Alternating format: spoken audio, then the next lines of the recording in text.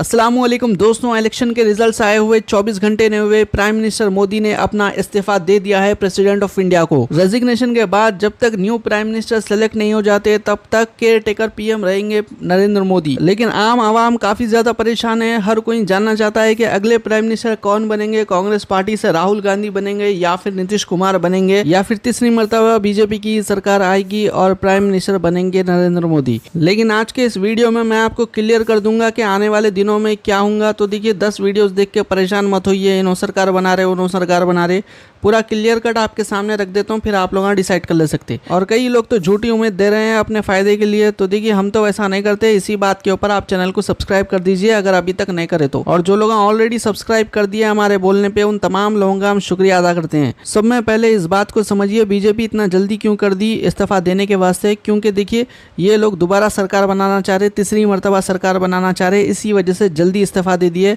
और कई को बोले तो एमपीओ का क्या रहता, दूसरे पार्टीज का क्या रहता, टाइम ज्यादा दिए तो इधर उधर जा सकते हैं। अब आप बोलेंगे कि बीजेपी के पास तो सिर्फ 240 सीट है, उसके ऊपर ये लोग सरकार कैसा बनाएंगे। तो इलेक्शन से पहले ही बीजेपी ने कुछ पार्टीज के साथ अलायंस किया था, जिसमें जेडीयू है, नीतीश कुमार की पार्टी है, टीडीपी है, चंद्रबाबू नायडू की पार्टी है, शिवसेना और दूसरे पार्टी है। यहाँ पर आप देख सकते हैं 10-15 पार्टियां हैं यहाँ पर। ओवरऑल एनडीए का जो अलायंस है वो 293 हो चुका है, यानी कि बीजेपी अब सरकार बना सकती है जब चाहे तब। लेकिन इसमें से टीडीपी और जेडीयू यानी कि नीतीश कुमार और चंद्रबाबू नायडू की पार्टी हट जाए तो फिर बीजेपी सरकार नहीं बना सकती। लेकिन अगर चंद्रबाबू नायडू और नीतीश कुमार दोनों भी इंडिया अलायंस ज्वाइन कर ले, यानी कि कांग्रेस पार्टी को सपोर्ट करे, तो क्या कांग्रेस पार्टी सरकार बना पाएगी?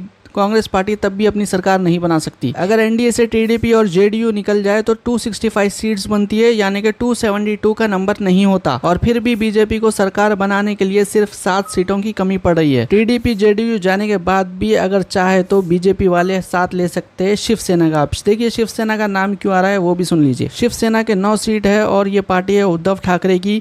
और आज इन्हों क्या करे, इंडिया अलायंस की मीटिंग थी तो ये मीटिंग ही स्किप कर दिए। नीतीश कुमार और टीडीपी जाने के बाद भी शिवसेना का सपोर्ट बीजेपी मांग सकती है, ऐसा लोग दावा कर रहे हैं। इसी वजह से नीतीश कुमार और चंद्रबाबू नायडू के वास्ते तो ये ज्यादा अच्छी अपॉर्चुनिटी है एनडीए ज्वाइन करने पर, कंपेयर करेंगे तो इंडिया अलायंस से। और जहां तक इंडिया अलायंस की बात है, इंडिया अलायंस को मिली है 234 सीट, जिसमें अगर अपन टीडीपी मिला देते हैं और साथ ही साथ जेडीयू मिला देते हैं तो तब भी इंडिया अलायंस के हो रहे हैं 262 सीट्स, यानी कि 10 सीट्स कम पड़ रहे हैं। नीतीश कुमार और चंद्रबाबू नायडू आने के बाद में भी 10 सीट्स कम पड़ रहे हैं, क्योंकि 16 ऐसे कैंडिडेट्स हैं, इंडिपेंडेंट कैंडिडेट्स है, छोटे मोटे पार्टी के कैंडिडेट्स है, उन लोग कौन सी पार्टी को सपोर्ट नहीं करे। तो बीजेपी के लिए भी काफी ज्यादा कॉम्प्लेक्स सिचुएशन हो चुकी है और राहुल गांधी के वास्ते भी काफी ज्यादा कॉम्प्लेक्स सिचुएशन क्रिएट हो चुकी है। इंडिया अलायंस वाले भी मीटिंग कर रहे हैं, वहीं दूसरी जानिब एनडीए की भी मीटिंग आज हो रही है।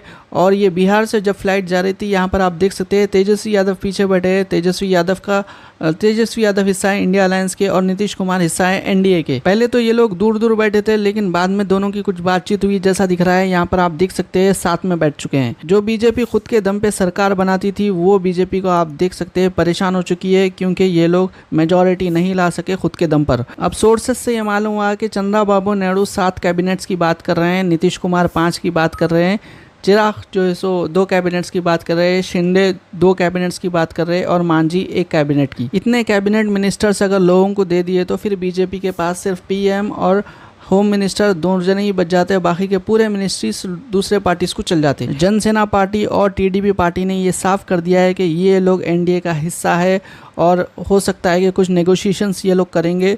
लेकिन अभी तक इन लोगों ने कोई इशारा नहीं दिया कि ये लोग एनडीए छोड़ेंगे कहकर। Don't bother. No. Hear me, I say. You are very loud. You want news always. I am also experienced. I have seen so many political changes in this country. We are in NDA. I am going for NDA meeting. In course of time, anything will report to you. Thank you.